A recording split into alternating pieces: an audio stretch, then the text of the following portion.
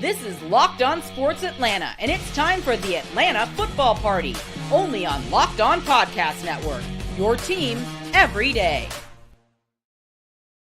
Atlanta Football Party, your home for the best Atlanta Falcons football talk. It's local insight you can't get anywhere but here at Locked On.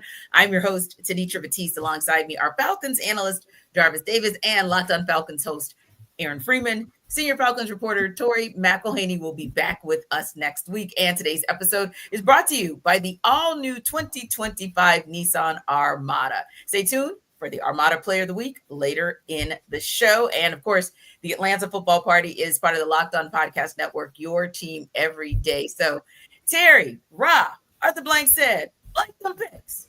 We'll talk about it. And are you going with the Falcons going quality versus quantity? We'll debate. Now, wait. The Falcons got him, and what? Terry's not done. We'll discuss that too. But first, let's talk about the Falcons going 4 of 5 on defense, including getting the dog in more ways than one with their first pick. So the free guarantee finally came to fruition Thursday as we saw the Falcons take a defensive player in the first round of the 2025 draft. So let's start with you, Free. First of all, I'm grateful that I had an opportunity to speak with you in covering the NFL draft for the Locked On Podcast Network. The first pick, because of course we know the second pick was on the other side with our colleague Kevin Oestreicher. So excited just to be able to have some fun with it, because we know, Free, last year it wasn't exactly fun when you and I had to get together to talk about that first round pick. But that said, I want you to share with our audience 3 things. And Jarvis, I want to ask you to do the same. But let's start with the initial reaction from you both. Free, initial reaction when Roger Goodell announced the Falcons selected Georgia linebacker Jalon Walker. It was kind of like, okay, that makes sense. It was the expectation. So Free with the levels that. Yeah. You know, because it was one of those things where, you know, we figured if Jalon Walker was on the board, that the Falcons would take him, and he was on the board, and it was like, okay, are they going to overthink this and do something? You know, when you get a little nervous when the Falcons go on the clock, because you're like, I don't know exactly what's going to happen. I was so calm, the whole night, like, okay, it's going the way we thought it was going to go, and then the Falcons get on the clock, and you're like, okay, don't do anything weird with this pick, and they did not do the weird thing. So they took Jalon Walker, they took the value pick, a player that was projected to be a top 10 pick for most of this offseason, top 5 talent, according to some people. And, you know, they didn't overthink it. They took the Georgia player that fit, you know, what they were looking for. So I sat there going like, okay, the Falcons didn't go crazy with their draft selection at 15. Yeah, and I got to agree with you on that one. My initial reaction was the same, kind of walking through the board, because the way that we do it at the Locked On Podcast Network when we're covering the draft is you got 32 teams and you're scrambling to try to get all the information in place. So I do half of those reaction shows, and then we've got my partner doing the other half of the reaction show. So I'm going through and I'm like, 1, okay, we all knew Cam Ward. 2, shook us up, so we had to kind of remix some things to get ready for what Jacksonville and Cleveland did. But then you get back to 3, 5, 7 and you kind of go. But honestly, Jarvis, when I got to like number 11, that's when, like Aaron said, even though I am not a Falcons fan, if you cover a team for any specified period of time, you want what's best for that team and their fan base. So that's when those butterflies started to come in, and the nervousness came right around that 11th pick, because I knew 2 or 3 picks later is going to be like some do or die type of situation going on. And it was really good to see that, like Aaron said, the Falcons, Jarvis, did not overthink it. There was a player there who at points had been projected in the top 5, then became projected in the top 10. And then within the last week, heading into the draft, it seemed like, wait a minute, the Falcons actually have a shot at him at 15, Jarvis, and not even having to trade up or do anything but sit at 15 to get the good player. Hey, thank Dan Morgan, because once Carolina passed on him, you know, Dan Morgan, general manager of the Carolina Panthers, once he passed on him, I was like, man, this might actually happen. And then I saw the pick start to fall off the board. I was like, okay, all right. And then when it got to 12, 13, 14, I was like, oh, Indianapolis might be interested in the linebacker, you know? And then when they didn't do it, I was like, all right, come on now. They had everybody and their mama down there in Athens for pro day. And you got Jeff Ulbrich over here salivating, from according to Maria Martin about, those guys on the defense side of the football and saying, hey, I just want one. Can I just have one of these dudes? Yeah. So I was like, yeah, it was going to happen. But of course, like Aaron mentioned, there is some Falconese type stuff, right? Because we hear that if Jalon Walker wasn't there, they were going to take James Pearce there at 15. And I was like, okay, all right. I'm so glad, Dan Morgan. So thank you, Dan Morgan. Thank you, Dan Morgan. For passing on a potential guy that can be the beginning of this defense finally starting to be serviceable and eventually get to a level where we enjoy watching them play defense. Yeah, and Jarvis, I gotta piggyback on one word. Like that. I was gonna say, you notice I stopped mid-sentence. I was gonna say something, then I went, wait, Free has a look. Free before I go into watching the Falcons play defense. Jarvis, I've never experienced that in my lifetime, so I would definitely appreciate that. Yeah, that's never happened in my life.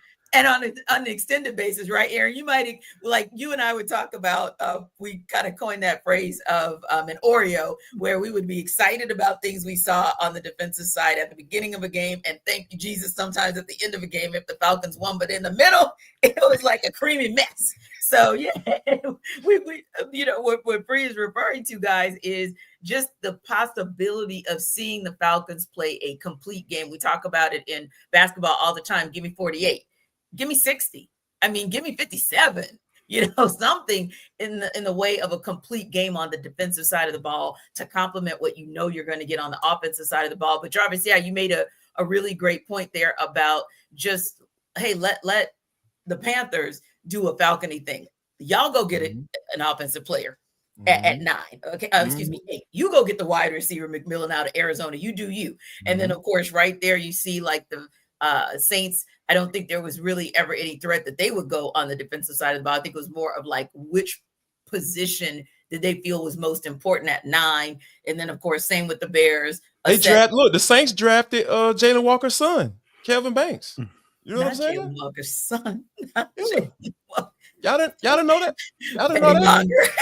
The DNA test came out. You know what I'm saying? I confirmed. Mario confirmed it. Jalon Walker is the father of Kelvin Banks. Which actually, on some level, Jarvis, we will get to see that play out this fall twice if the Falcons get lucky. So you all mark it. Jarvis said it. Mark it that you're going to see that potentially happen again, like we saw when Georgia played Texas last season. And then, of course, you kind of knew, as we talked about on this show, both shows last week, about the fact that there was a likelihood that Michael would go in a space ahead of Jalon, because it was like that either or, like which way do you go? But then the tea leaves started to seem like they were indicating Michael was going to go first, which he did. So that, again, allowed for you to kind of see what was going to happen once he went to the Niners at 11. And then you kind of knew, okay, Cowboys, y'all need some help on the line. Didn't quite kind of know what the Dolphins were doing. Like you said, the Colts, that was that one final shot, and then they decided to add. Yeah. I was just going to say that the Dolphins pick was kind of weird. Exactly. I think that was kind of that weird pick for everybody. Like, where are you going with Kenneth Grant? We don't kind of know where you're going, period.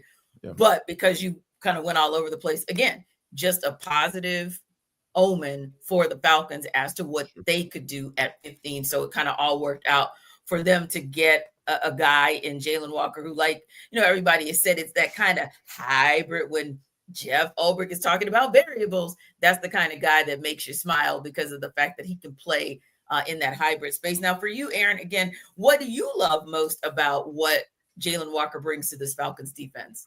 Yeah, I talked about it before, where it's like if you love the versatility, you say, oh man, he's a hybrid player. If you don't like the versatility, you say, oh, he's a tweener or whatever. And initially, when I was watching Jalon Walker, I was like, I'm a little worried he's more of a tweener. But as I've watched more films since the Falcons have drafted him, I'm like, okay, I'm starting to see that hybrid player. Mm-hmm. And so it's one of those things where I think with the Falcons and how utilizing Jalon Walker, it's going to matter how the Falcons utilize him, because Jalon Walker is one of those players that doesn't necessarily have like the massive size that you say, oh, we just put him on the field and just let him go and he'll be fine. Like, you have to kind of utilize him in the right ways, just because he's a little bit of a smaller frame guy. But, as they say, he's a dense guy. There's a lot of muscle packed into that. He's a little muscle hamster, a little fire hydrant bulldog type of guy.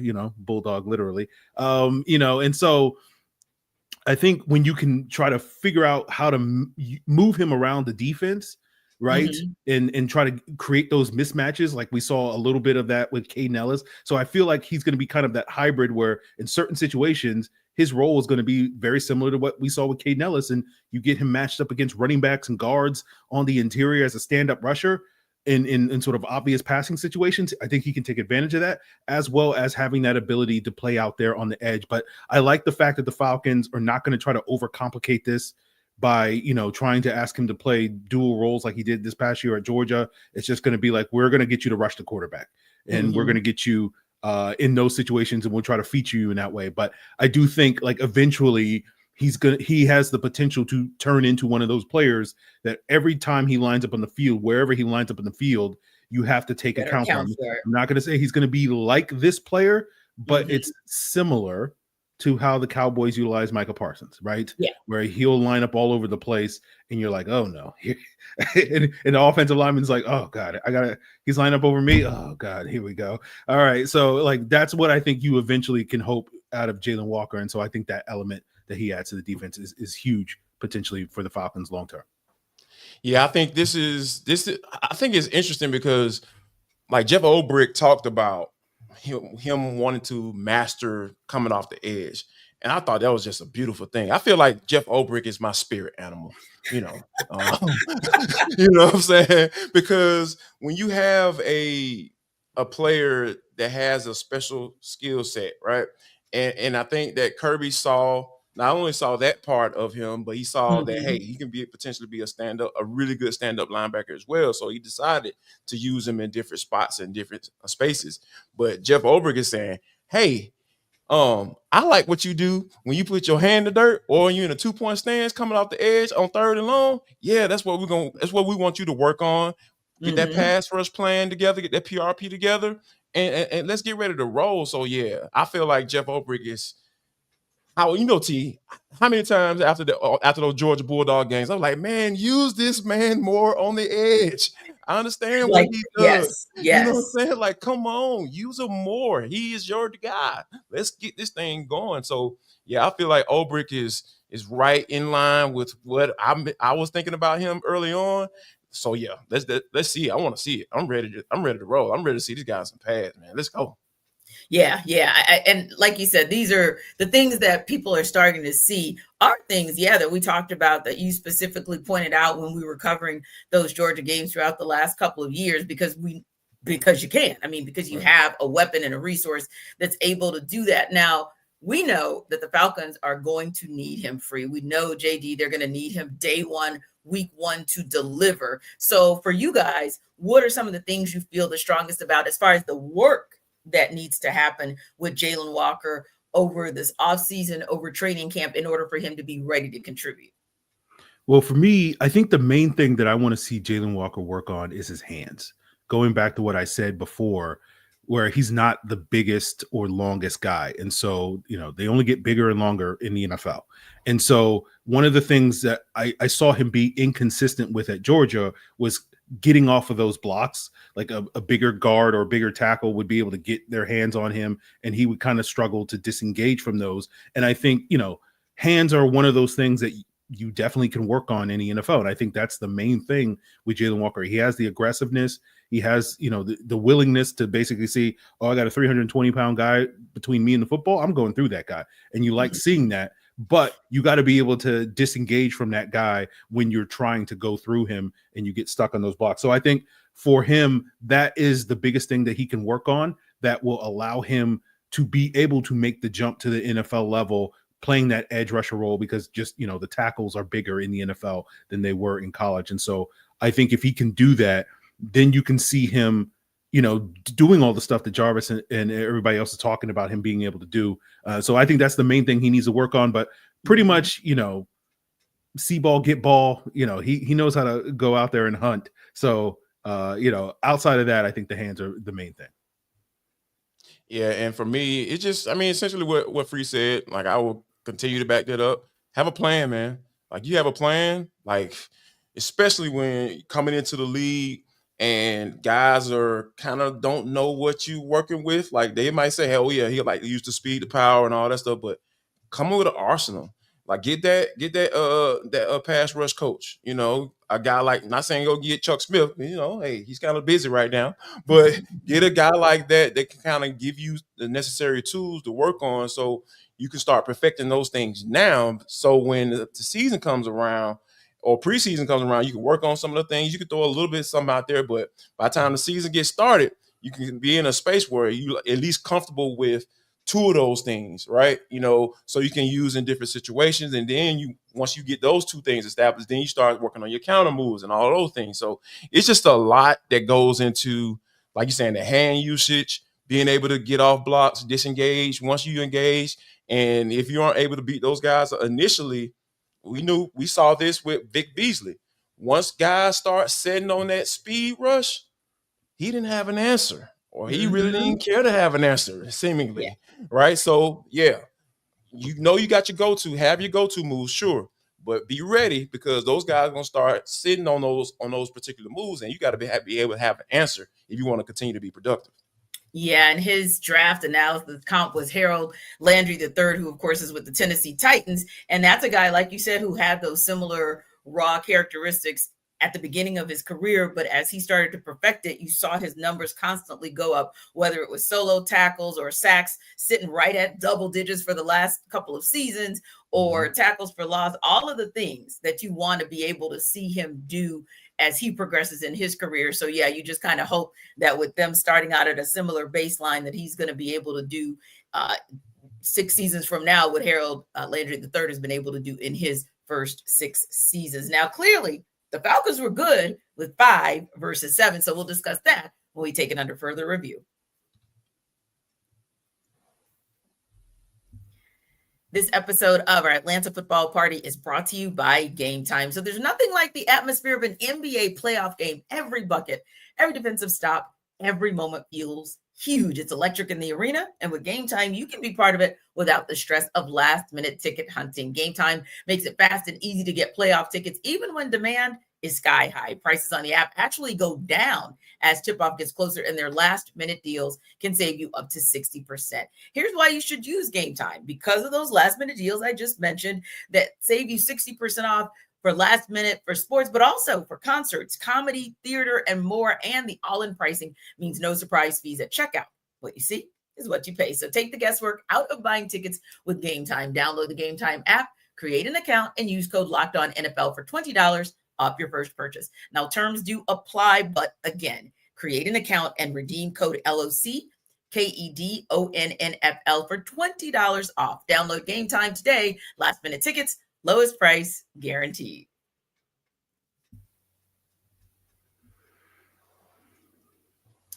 Okay, guys. So this was one of those interesting ones because we kind of touched on it a little bit in the first seg, but I want to talk about it in more detail because the Falcons had 4 other draft picks this weekend, courtesy of the fact that they said blank them picks and decided, hey, we don't really care about trying to get that 3rd round pick back. We don't really give a flying flip about a 2nd round. We see a guy in James Pearce Jr. that, hey, we legit would have taken at 15.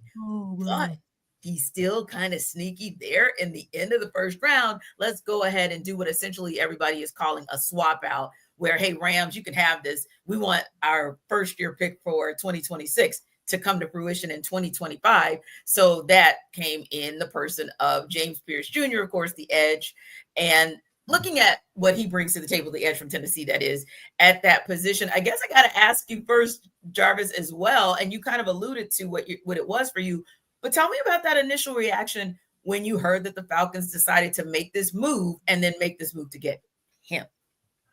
I think they're betting on potential. They're projecting a lot, I feel, because I understand guys falling in love with 6'5" frame, 240, runs a 4.4, all that stuff is all well and good. You need that length. You need all of those things to be effective pass rushers. Ulbrich talked about it on Saturday when he spoke to the media. I get that. I understand. But sometimes I might be a little hard on guys coming out of college, right? I expect to see. I need to see that plan. I need to see what's your go-to move. Like, what are you? Are you constantly using speed to power? Like, hey, I talked about that earlier. Like that's going to get you caught up eventually, right? Guys going to eventually catch up to those type of things. So, I think my initial response was, okay, I was elated that they got Walker, and you couple that with a guy that, hey, it's going to take some. He's going to have to put in some work to be able to come up with that plan to be able to beat these league tackles, because those guys are different. Like Free said, competition is different.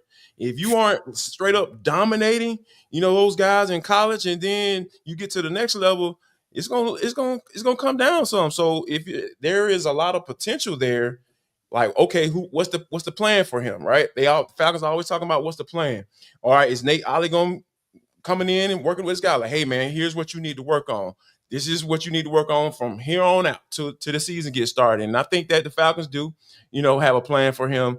And I think that for them to double dip like that, it took me back to 2019 when they got Chris Lindstrom, who I love coming out of college. And then they got Caleb McGarry, who I was kind of a little sketchy about, and Caleb McGarry's been fine. He's solid. So, you know what I'm saying? So if we got a situation where Jalon Walker turns out to be one of those dudes, which a lot of people think he can be, and James Pearce ends up being a guy that can get you 7-8 sacks every now and then, every season or every other season or whatever, I'll be totally cool with that. And throw a double-digit sack in there one year, I'll be totally cool with it. So, yeah, but I think that the fact that they double-dipped, that made my heart happy.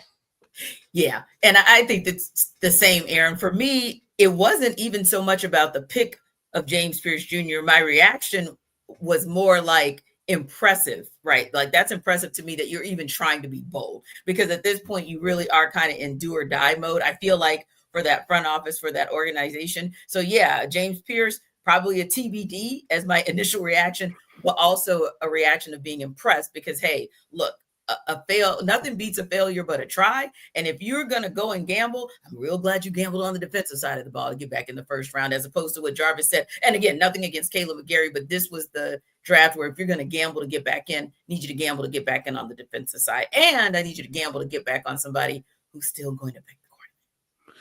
Yeah, well, Jarvis and I were doing our breakdown of Jalon Walker pick on Locked On Sports Atlanta, and literally within 5 seconds of us ending that show, we saw the word that the Falcons had trading up, and we were just in who are they trading up for? Who are they trading up for? Because I think both of us were nervous, the Falcons were going to do something crazy and trade for a wide receiver or something like that. And it was just please, are they trading up for Malachi Starks? Are they trading up for? And then we see the James Pearce. It's okay, all right, all right, everybody relax. And even though Jarvis and I just did a show on Locked On Falcons where we were talking about some of our misgivings with James Pearce, and I think that's getting to the heart of what Jarvis is saying, where it's you can obviously watch James Pearce and see the upside and the potential and the ceiling of him being a top flight pass rusher in the NFL.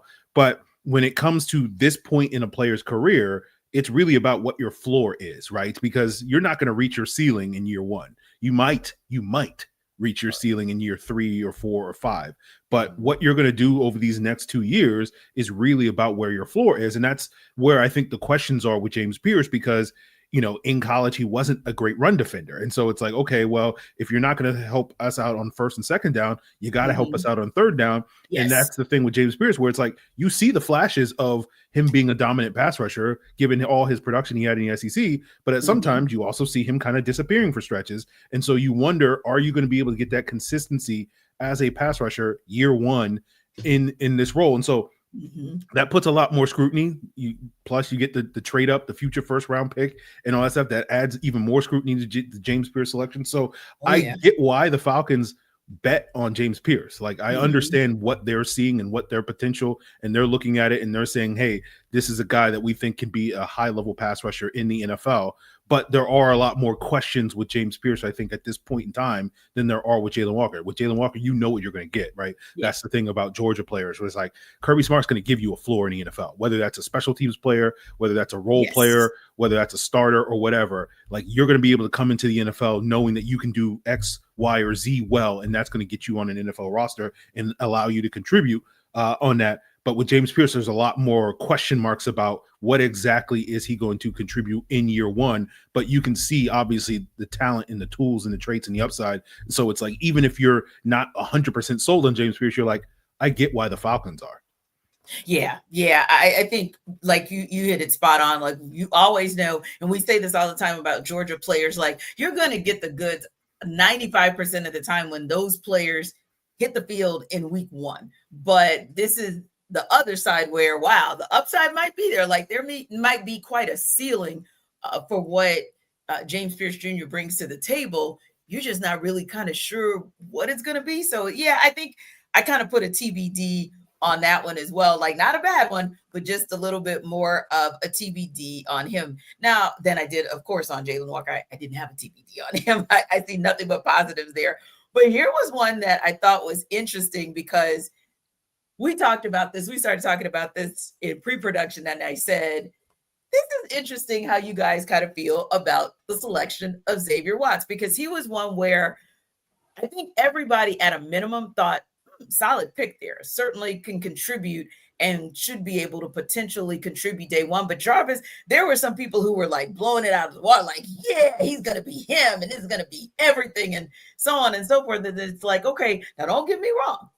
When you look at Xavier Watson, what he was able to do at Notre Dame, yes, 13 picks, you break up 13 passes, you don't get any touchdowns scored on you. That is indeed pretty impressive. But then you think about what happens with that crowded room, if you will, that secondary room or that crowded safety space in the secondary room. And you kind of wonder, okay, where does Xavier Watts actually fit? What is he actually going to be able to do relative to whomever else is in the room? That said, Jarvis, what was your thought on Xavier Watts and kind of why you said, hey, I think he's solid, but pump the brakes on him being like that next up, that guy?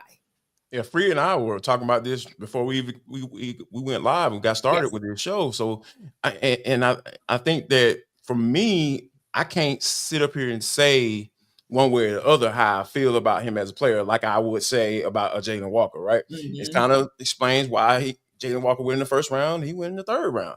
So I have questions as to how they're going to use him. Are you talking about him eventually replacing Jesse Bates? And then maybe using him as a dime type package for him, in certain situations. So I'll be interested to see how they're going to use him. But just as far as the player solely coming out, I mean, I see some things that I like, right? But I'm going to dig into him a little bit more as in the next couple of days. And I feel like I have a better idea what I feel like he can be in the league. But just based off what I've seen, I understand why he fell into the third round, if that makes sense. But I think this is going to be interesting because you talk about that crowded DB room. It's crowded. Yeah. And you know what? I like that. I know. Yeah. I want the crowded, the better. Right. The more people who have the potential to start in on the back end of this defense, the better that competition will be. And whoever rises to the top, they're going to be well prepared for what's coming in 2025. So, yeah, that's where I am with Xavier Watts. Yeah, and Free, we talked about Xavier just a little bit before the start of the show, just in terms of what we feel he actually legit brings to the table. And it's like, well, there is that guy, Jesse Bates III, who's already there. And granted, Jordan Fuller just signed for a one-year deal. But, yeah, you still got DeMarco Hellams. Kind of tried to figure out what to do with him, a Benny Sapp, a Billy Bowman, although I know he was drafted a little bit further down, a Mike Abbott. Like you have pieces all over that room that make you say, okay, well, there's a possibility there when it comes to Xavier Watts. But what that possibility is, we're not sure because you still have to get these guys on the field. And I know we say that all the time, Free, but in this case, because it's a crowded room, other than Jesse Bates III, like you legit have to get all these guys on the field, Jeff Ulbrich, and kind of see what they bring to the table of however you're going to scheme that secondary.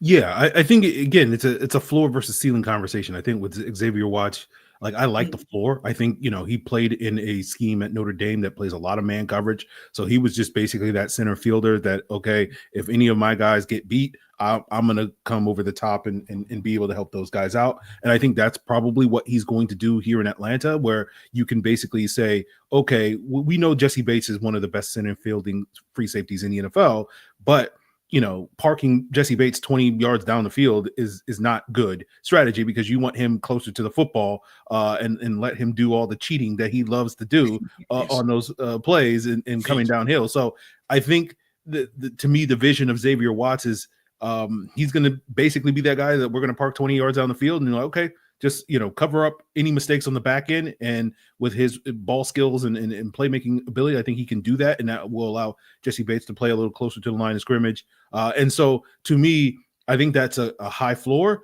The question I think with Xavier Watts is, are you going to get the sort of high ceiling player just because you're not getting a premium athlete at that position? But, he's going to learn from one of the best in the NFL. And so the way you as a safety, it's a neck up position. If you know where the ball is going, you can get that extra jump on the football and maybe make up for maybe not necessarily having, the fastest 40 time or whatever. And, he's going to be in a position with one of the best in the league and know all the film study and stuff. So I think that's really where you're hoping Xavier Watts comes through with the ceiling, where he can just be that sort of quarterback of the defense eventually down the road. But I think initially he comes in to just kind of be a complementary piece to Jessie Bates, to take something off of Jessie Bates's plate so that you can get the best version of Jessie Bates, as opposed to necessarily building your defense around someone like Xavier Watts. Yeah, and maybe you get the best version of Xavier Watts as well, because you don't have that pressure on him to produce at the highest level coming in. Now, we got a couple other picks. We alluded to one of them that's also going to be in that fight in the competition in the room, the secondary room. We'll talk about him, and the Falcons sneakily adding somebody potentially to give some of that competition that Jarvis loves to the offensive line room. But did any of these Falcons pick also, any of these picks make you do a double take? We'll talk about it when we run it back.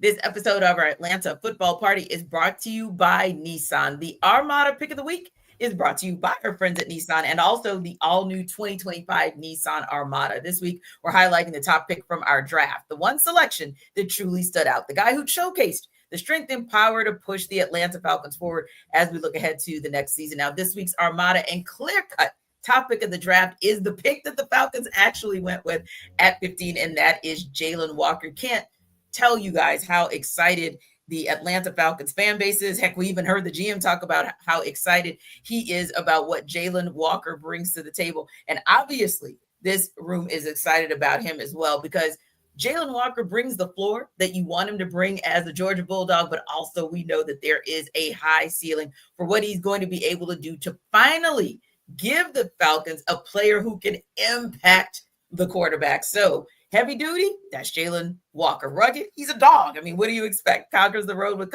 capability and confidence. Yeah, I'd say he can probably cross that field start to finish with no hesitation, and dream big, go big. That's how Jalon Walker plays his game too. When it comes to the Nissan Armada, they say go forth and conquer, and that's exactly what Walker can do. It's clear. Our pick of the draft is out here ready to conquer the road with confidence, just like in the all-new Nissan Armada. Take the Armada, Rogue, or Pathfinder and go find your next adventure shopping at nissanusa.com.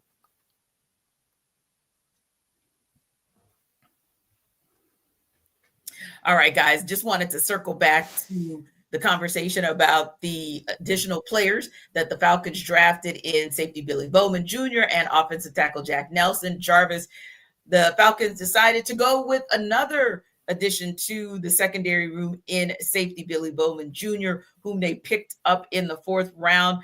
Tell me your initial reaction to that pick, kind of what you like about what Bowman Jr. brings to the table and what you think he needs to be able to do to contribute in week 1.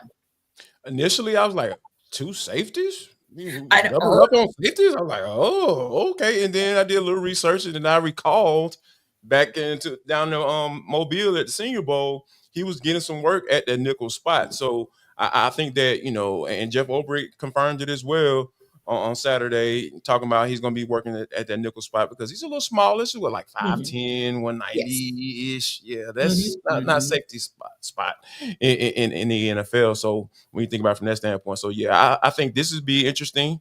Like you adding to the room, you got D. Alford, you got Clark Phillips, he was moving inside as well. Hey man, y'all go in that room right there. The light's about to get turned off, and we're gonna see who's gonna come out on top. Hey, I love it. Sadly, I must be from the South because I was like, lights off. What happens when the lights go on? Like all those little bugs are all over the place. But hey, that could kind of be a similar analogy here. Like everybody's scrambling. You turn the lights on. Okay, survival of the fittest. Same thing for the secondary room. And Dee Alford, I apologize, I forgot to mention him as well. He's back in the secondary room for the Falcons too. But yeah, for you, Free, as far as the Falcons saying, hey, we're going to go with another safety. We're not necessarily going to go with, dare we say it, a third edge rusher or a third guy who could impact the quarterback. But they did decide to go instead with a safety. What was your initial reaction to that? Or maybe even saying, oh, okay, no corner, but okay. Yeah, when I saw Billy Bowman's name, I was like, they're drafting him to be a corner because they're not getting a second. They're not double dipping at safety of all positions. You would so think. yeah. So I was like, and then so shortly thereafter they drafted him. They kind of confirmed that his first crack is going to be at that nickel cornerback spot, and I think that's a good move for Billy Bowman. He brings something different to the table than neither Clark Phillips or Dee Alford bring. Like, you do wonder a little bit, because he's more of a safety, does he have the sort of man coverage chops that those guys do, playing a lot more corner. But as Jarvis alluded to, down in Mobile, he showed enough in those one-on-ones that I think you feel good about what he can do in that role. And then the other thing that he brings to the table that neither Dee Alford or Clark Phillips bring is, he's willing to stick his face in the fan, as they say. Like, he plays like a human missile. He's not the biggest guy in the world, but he understands physics, right? Force equals mass times acceleration. He doesn't bring a whole lot of mass, but he's going to accelerate, and he's going to generate a lot of force when he's out there in run support and in coverage and whatnot. So I do think he does have that edge over them that the Falcons can look at it and say, okay, maybe he's not going to be the guy that we put on Chris Godwin in the slot and think, oh, he's going to shut him down.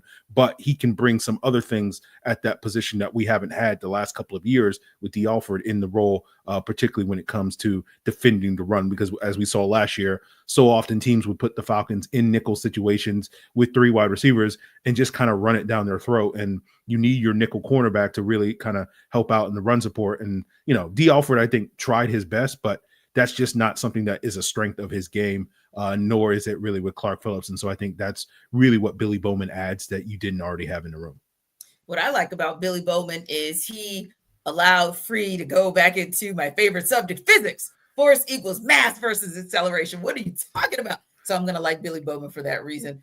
And for that reason only, for the rest of his tenure with the Falcons, because we get to talk physics, but also one that made us go, okay. Offensive tackle Jack Nelson in the 7th round. Granted, it's a 7th rounder, but Jarvis, when you saw that the Falcons decided to go with Jack Nelson as that 7th rounder, their final pick of the 2025 draft, what was your initial reaction?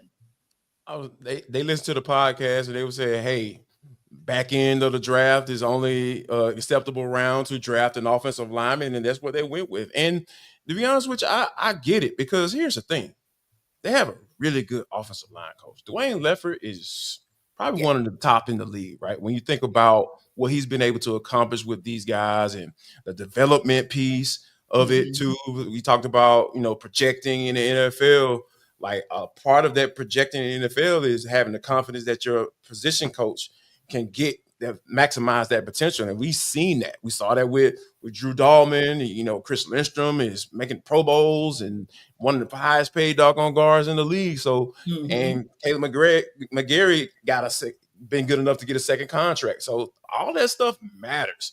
So when you talk about bringing a guy like Jack Nelson in, this is the perfect situation for him, because if everything goes right, he could potentially be a guy in the conversation for a starting spot. Are you going to be good enough to be able to say, for them to say bye-bye to Caleb McGarry? Is that possible? So I love it. I love the fact of projecting to the point where you understand and have that confidence in your position coach.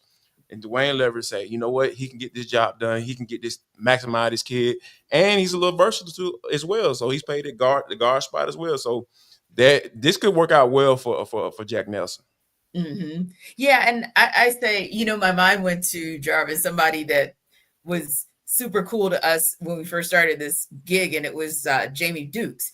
Somebody who was undrafted and had an incredible run in his 10 years as an offensive lineman with the Falcons. So, yeah, you never know what might happen. And a lot of time a lot of times competition does breed that kind of excellence that you want to see, to push a guy to say, hey, can we get a little bit more out of you, especially if you want this offense to be as potent as everyone thinks it can be, if not better.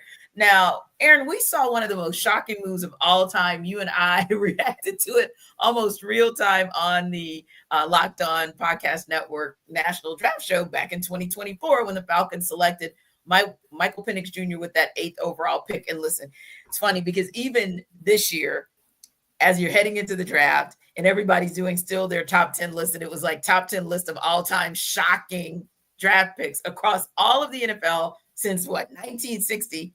And Michael Penix Jr. and that pick still resonate very much so with people. So let me ask you this. As you look across what the Falcons have done so far, granted, there's still that 8th round kind of lingering out there, but what they've done so far in the first 7 rounds, were there any head scratchers for you, like real head scratchers this draft with the Falcons moves?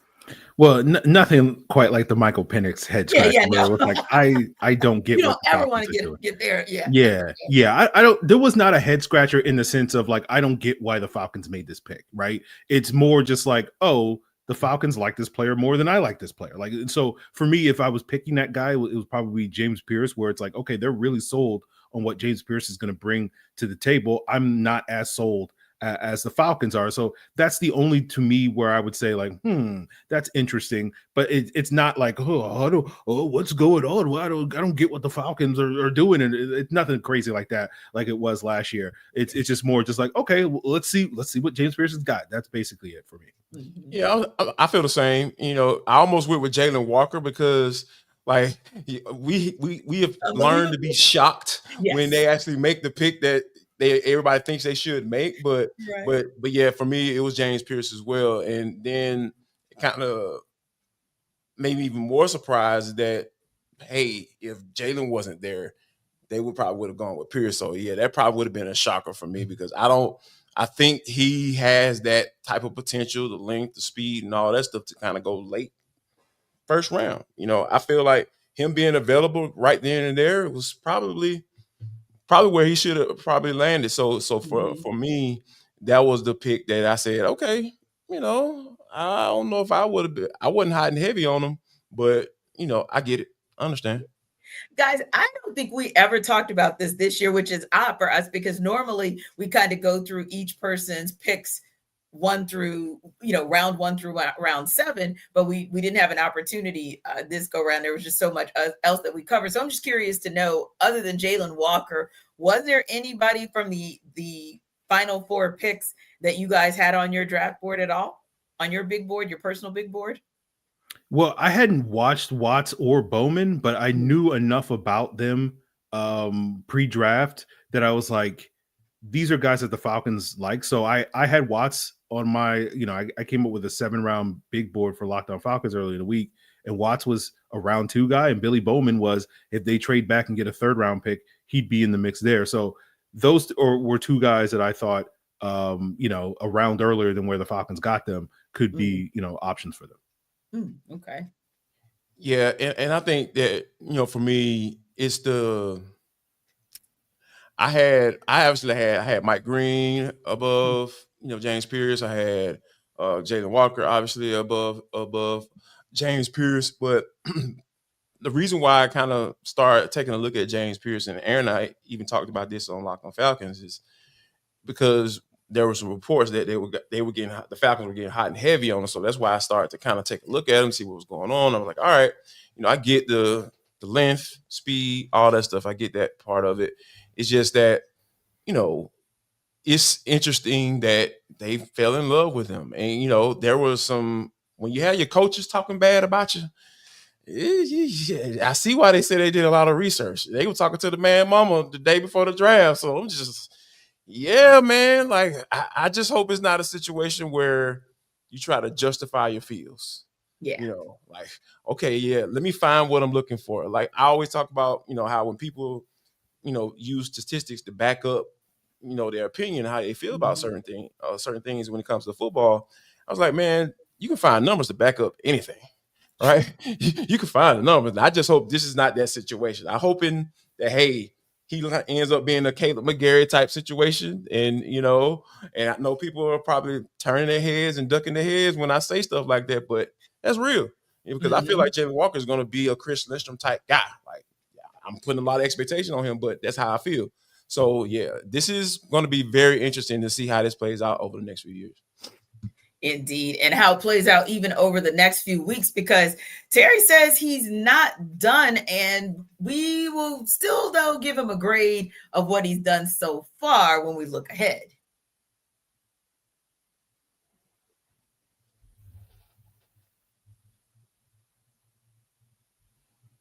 So, Jarvis, when you look at this quote that Terry Fontenot said last week in the draft, he talked about the eighth round, that you can call it this year, because there are going to be a lot of good players left over. So we really have to attack undrafted free agency in the right way. And we'll talk about that in a minute in terms of what the Falcons are doing past their draft class of 2025. But before we get there, 2 questions for you.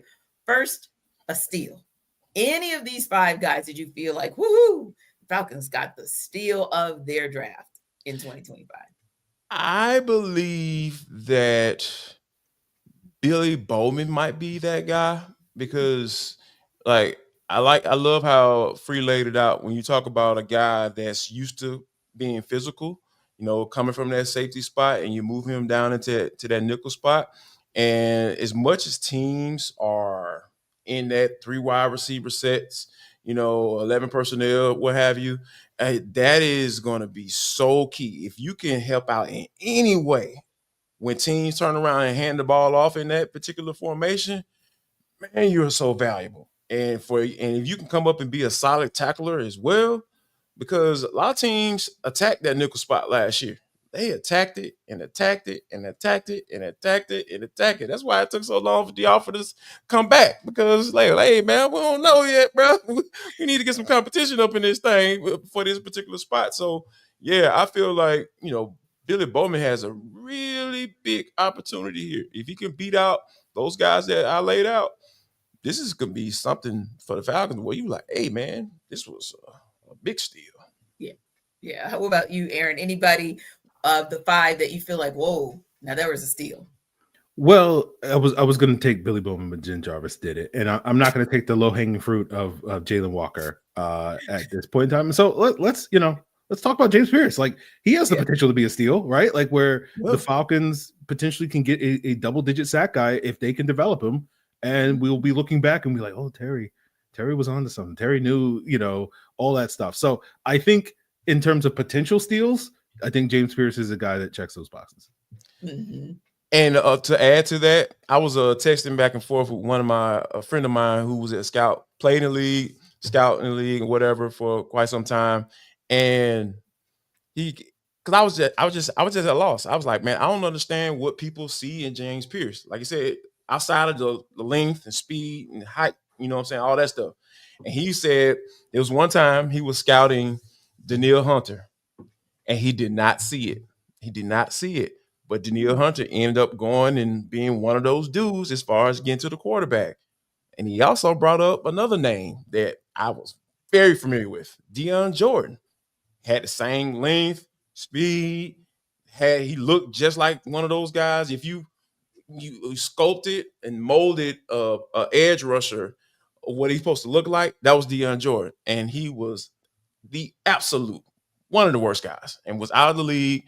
I don't even think he even signed another contract, after he was taken by the Dolphins in the first round. So this is going to be interesting with Pearce. Like you said, he can be a steal, but oh man, it could go the other way too. Yeah. Free talked about that floor and where it is. Oh no, that ceiling, it could be high for sure, but we don't know where that floor is right now. So you kind of feel like even though Jalon Walker is the first round or the first pick of this draft class for the Falcons in the first round, ultimately speaking, the guy that has more boom or bust potential is Pearce. Yeah. That's what I called him. I said he's a boom or bust in my eyes. Boom or bust is a great way to describe James Pearce. Mm-hmm. Absolutely. Yeah, exactly. Now, when it's interesting because I've been watching just kind of what we're saying locally here. We always watch what's said nationally as well, just kind of out of curiosity of what the thoughts are on what Terry Fontenot, Raheem Morris and company were able to do this week. And one of the comments, or this past weekend. And so one of the comments, I'll tell you guys after you answer me, I just saw it come through on my Twitter feed. It's about the draft class and the grades. So give me your grades. Free, what's your grade for this draft class overall? I'm gonna lean B, just because I think the Falcons got an A as far as value, but because they only had 5 picks, it's hard to be like, hey, this is an A type draft class. So I'm gonna go with like a B plus type grade for the Falcons right now. Okay. Yeah, for me, I was right there at the B plus, and then I bumped it up just a little bit to the A because I got a chance to go on Sports Extra last night, and I was like B plus. And then I started thinking about, like, they got good value with Jalon Walker.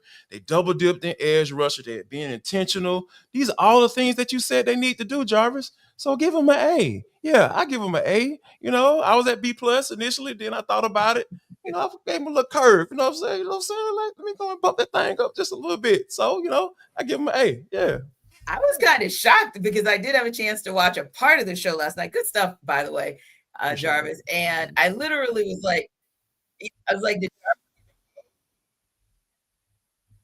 go look something up real quick, Jarvis and Aaron, because unfortunately, I'm having a little bit of trouble with my email and things coming through real time. And also, Jarvis, appreciate you forwarding the list because it did not come through. But I'll go to still, even what you sent me hasn't come through. But the Falcons did draft them on their website. They did agree to terms with 11 UDFAs that they just announced today. I'll go through the list just really quickly.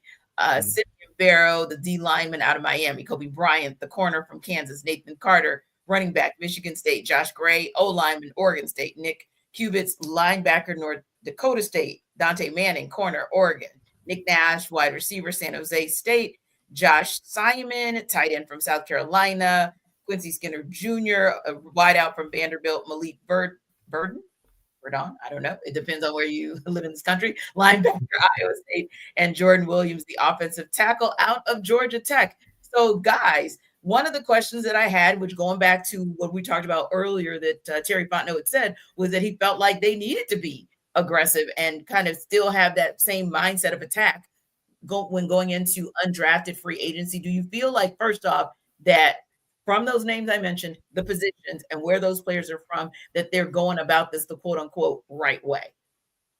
Yeah, I think so. I think this is the best undrafted group of players that Terry Fontenot has had, because most years when the Falcons sign their undrafted free agents, like if I know like more than one of those guys' names, I'm like, oh, okay. And this year it's like 5 or 6 of these guys. I'm like, oh, a bunch of these guys could have been drafted, particularly Kobe Bryant, I think is probably the highest rated of these guys, and another option for that team at nickel corner and potentially outside corner at that position. So I do feel like, this potentially, I talked about this on Locked On Falcons, this potentially could be the best undrafted haul of free agents the Falcons have had. It's got a lot of proving to do before we get there, but you go up against like the 2013 group that produced Ryan Schrader and Paul Warlow and Joplo Bartu and others, and it's like 150 plus NFL starts among those undrafted free agents. So there's a long way to go for this group to match that group, but you do see some of the potential with some of these guys that I think could have been day 3 picks in this draft. Yeah, and it looks like I'm sorry, go ahead, Jarvis. No, I'm just gonna say that, and that's what you look for when it comes to the 8th round, as Terry like to put it, because you look for value, you look for guys that can get up under your coaching system, and it was funny when they were talking about Jerry Gray had texted Terry Fontenot. It was like, hey man, what have you done for me lately, baby? Let's get some of these DBs up here. And I feel like, and I'm with Free, I feel like Kobe Bryant definitely should have been gone day 3. Like just from what he was able to do in the East-West Shrine game. He had an excellent game out there. He's put on about 10 pounds. A lot of people were very concerned about his weight and all that stuff too. So I feel like when you got a guy like that leading the charge, then you got Joshua Gray, offensive lineman, we know that, hey, I want a little more competition at that center spot potentially. So yeah, let's get these guys in here and let's see what they can do. And I feel like rookie minicamps is going to be very interesting, once those get rolling. And when you look at that list as well, guys, it looks like they had a couple of corners in the undrafted free agent list, including Dante Manning out of Oregon State, but also a couple of linebackers and a D lineman as well. So wanted to ask you guys, when you look at the complexity of or the nature of the direction that they went in, are there any other holes where you're saying to yourself, okay, I hope that the Falcons go there as far as where they can pick up maybe some of those jewels, those nuggets, maybe players that were thought to go anywhere, should have gone anywhere from the 3rd to 7th round that maybe are still out there? For me, the one hole that I thought the Falcons didn't address that I thought they would was getting a nose tackle. And I was, when we got to round 7, I was like, here comes our second Georgia player. We're going to get this, Nazir Sackhouse. He went undrafted. He signed, I forgot what team he signed with. I think Green Bay. And it was like, he was just upset that the Falcons, how dare you? You always take a Georgia player in the 7th round. And so you not taking me, I'm going to go sign with the Packers and go play with him. I thought it was going to be Cash Chambliss free. Yeah. That's what I thought it was going to be too. Yeah. So I feel like that's the one area where the Falcons haven't quite addressed it. And they did bring in the D tackle and Simeon Barrow, but he's more of that sort of penetrator, smaller sort of guy, like sub 290 sort of D tackle. So that's the one area where I would like to see the Falcons address, maybe with a veteran, maybe not necessarily relying on an undrafted rookie to come in and do that. But I think that's probably the one spot where I feel like, okay, they still have some work to do there. And for me, I feel like Terry just couldn't help himself with this one. And that's Nick Nash, 6'3", 195 wide receiver out of San Jose State. I was like, oh, you just couldn't help yourself, right? You had to go back to California, go get you a big body wide receiver. You know what I'm saying? Like, you want to go back over there to the West Coast and get one of those West Coast cats to come down here and play a little football. So, but yeah, this Nick Nash could be interesting. He can definitely be interesting, right? Because a guy like that in the slot, you talking about some mismatches? Goodness gracious! So yeah, like I said, these rookie mini camps are going to be very interesting to see. Once you get these guys out here, they start going out there and competing amongst each other. And because once these pads come on in the summertime, like it's going, those reps gonna minimize, and so you gotta go out here immediately out here in April and May to establish yourself. Like, hey, coach, it's a lot of teams that passed on me. I appreciate you bringing me in as a UDFA, but I got something for all those guys getting ready to come in July. Yeah, funny you should mention that Terry had to scratch that particular itch, because sometimes I figure, okay, that was a lot for him to go 4 out of 5 defensive players in the draft. So he comes back in the UDFA space and he gets himself a running back, Nathan Carter. And then, like you said, he gets the wide receiver, Nick Nash, Quincy Skinner Jr. And then he also gets himself Joshua Simon. So he was still able to make it a warm and fuzzy draft overall, because he was able to get himself a few more of those kinds of guys on the outside. And one more thing, obviously, this is a situation where the question becomes, okay, we didn't really see the aggressiveness that we wanted in free agency per se. So we assumed that we would see the aggressiveness in the draft, which I believe we would all agree that we did. But do you see any more opportunity for just a little more aggressiveness in free agency? Whether that is some people still asking if the Falcons will take a chance and pull the trigger, for example, on a Jalen Ramsey. Jarvis, you have thoughts? Oh, Jalen Ramsey. Oh, Jalen. I don't know. And this is an example, Jarvis. It can be anybody, but that you see them wanting to be aggressive about.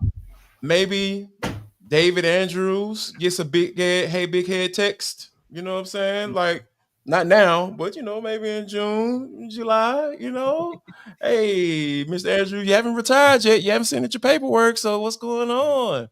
How you feeling? Let me kind of put my hands on you, see you still been working out, all that stuff. Yeah. So, yeah, I don't think the door is closed on that. I feel like, I know Terry used some verbiage that kind of got me a little uncomfortable when he was talking about Ryan Newsome. You know what I'm saying? Like, I think he said earn the spot. I don't know. But I might be going crazy. But yeah, I think that something needs to come in and be a threat for that starting spot at center. Just to make sure Ryan Newsome is doing what he's supposed to do and winning a competition and earning that spot. So yeah, that's where I'm at with it. Yeah. Yeah, for me, talking specifically about Jalen Ramsey, I as we talked about before, I love Jalen Ramsey the player, but like this ain't the time for Jalen Ramsey in Atlanta. Maybe next year, maybe we'll circle back to Jalen Ramsey. But like again, for me, a lot of it is just kind of call it selfish or whatever. But like you drafted these young DBs, let's see these young DBs. Like let's not have a situation like we had last year, where we got these veterans blocking these young players from getting on the field. That's the last thing that we want. Like you're betting a lot of these young guys. And so let's see if that bet pays off for you this year, as opposed to last year. Before free. It worked back in 2016. I know people hate when I bring that up, but it worked. Yeah, it can work. It can work. That's kind of where I'm at with Jalen Ramsey again. Sure. He at some point, maybe in the future for the Atlanta Falcons, but not this year. Yeah, not in 2025. I think 2025 already has a lot that has come to the table from what Terry Fontenot and Raheem Morris and company were able to do. I think that obviously everything is just on paper right now, but man, on paper, it sure does look good. And for Falcons fans, by way of the comments and all of you guys that joined us today, you guys are pretty darn pleased with what Flowery Branch was able to do as well. Thanks to our everydayers for making the Atlanta Football Party your first listen of the day. Be sure to stop by Locked On Falcons with Aaron and his frequent guest analyst, Jarvis, as your second listen. And of course, check out some of Tori's work at AtlantaFalcons.com. She'll be back with us next week. We'll see you then.